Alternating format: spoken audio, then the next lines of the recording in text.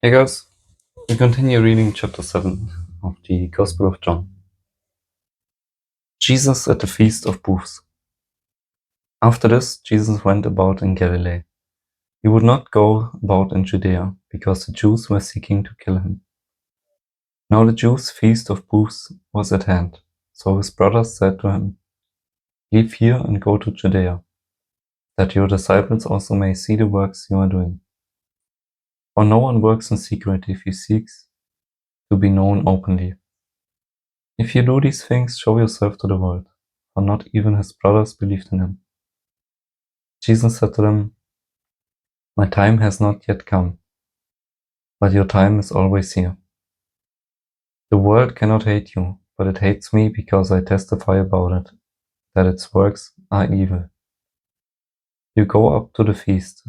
I am not going up to this feast, for my time has not yet fully come." After saying this, he remained in Galilee. But after his brothers had gone up to the feast, then he also went up, not publicly, but in private. The Jews were looking for him at the feast, and saying, "Where is he?" And there was much muttering about him among the people.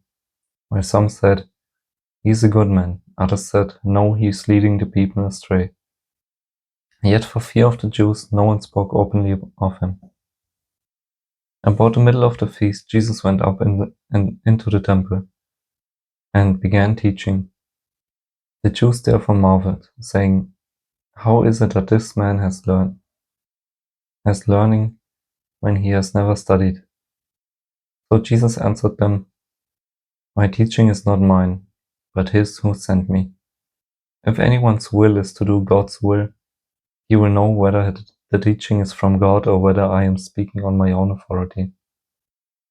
The one who speaks on his own authority seeks his own glory, but the one who seeks the glory of him who sent him is true, and in him there is no falsehood. Has not Moses given you the law? Yet none of you keep the law. Why do you seek to kill me?" The crowd answered, "You have a demon. Who is seeking to kill you?" Jesus answered them, "I did one work, and you all marvel at it.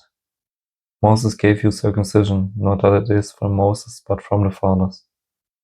And you circumcise a man on the Sabbath. If on the Sabbath a man receives circumcision, so that the law of Moses may not be broken, are you angry with me because on the Sabbath I made a man's whole body well? Do not judge by appearances, but judge with right judgment. Can this be the Christ?" Some of the people of Jerusalem therefore said, "Is not this the man whom they seek to kill? And here he is, speaking openly, and they say nothing to him. Can it be that the authorities really know that this is the Christ? But we know where this man comes from, and when the Christ appears, no one will know where he comes from."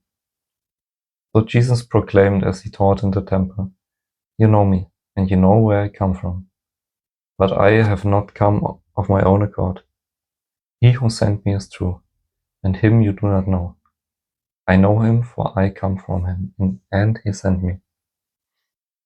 So they were seeking to arrest him, but no one laid a hand on him, because his hour had not yet come.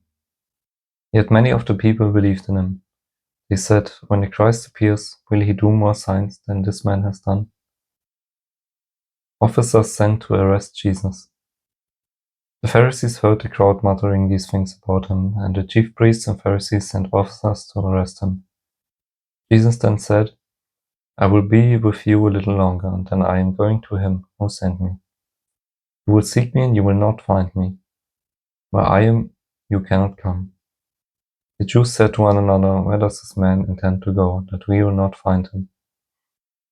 Does he intend to go to the dispersion among the Greeks and teach the Greeks? What does he mean by saying, 'You will seek me and you will not find me'? And where I am, you cannot come?"